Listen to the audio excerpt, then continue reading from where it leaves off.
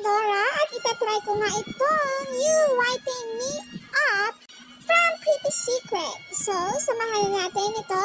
Ilalagay ko na nga itong napaka-gandang peel off mask.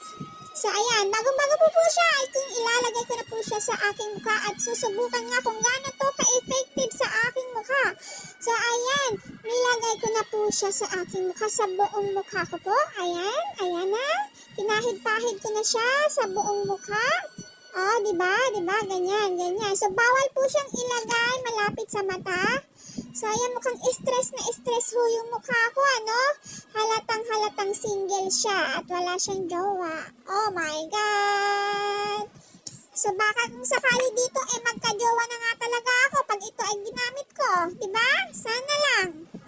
Ayan na. Subukan nyo din po itong You Whiten Me Up. Tadadadam! Po, hintayin natin after 15 to 20 minutes.